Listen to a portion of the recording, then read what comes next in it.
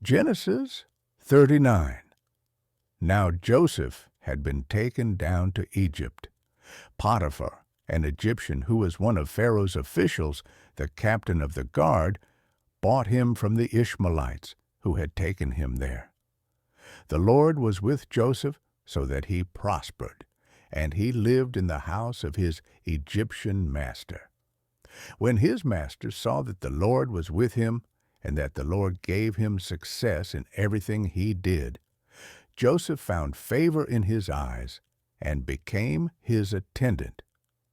Potiphar put him in charge of his household, and he entrusted to his care everything he owned. From the time he put him in charge of his household and of all that he owned, the Lord blessed the household of the Egyptian because of Joseph. The blessing of the Lord was on everything Potiphar had, both in the house and in the field. So Potiphar left everything he had in Joseph's care. With Joseph in charge, he did not concern himself with anything except the food he ate.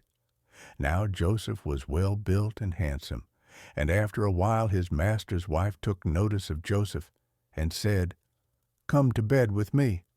But he refused. "With me in charge," he told her, "my master does not concern himself with anything in the house. Everything he owns he has entrusted to my care. No one is greater in this house than I am. My master has withheld nothing from me except you, because you are his wife. How then could I do such a wicked thing and sin against God?" And though she spoke to Joseph day after day, he refused to go to bed with her or even be with her. One day he went into the house to attend to his duties, and none of the household servants was inside. She caught him by his cloak and said, "Come to bed with me."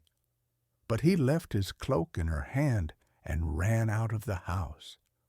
When she saw that he had left his cloak in her hand and had run out of the house, she called her household servants. "Look," she said to them, "this Hebrew has been brought to us to make sport of us. He came in here to sleep with me, but I screamed. When he heard me scream for help, he left his cloak beside me and ran out of the house." She kept his cloak beside her until his master came home. Then she told him this story. "That Hebrew slave you brought us came to me to make sport of me. But as soon as I screamed for help, he left his cloak beside me and ran out of the house." When his master heard the story his wife told him, saying, "This is how your slave treated me," he burned with anger. Joseph's master took him and put him in prison, the place where the king's prisoners were confined. But while Joseph was there in the prison, the Lord was with him. He showed him kindness and granted him favor in the eyes of the prison warden. So the warden put Joseph in charge of all those held in the prison, and he was made responsible for all that was done there. The warden paid no attention to anything under Joseph's care, because the Lord was with Joseph and gave him success in whatever he did.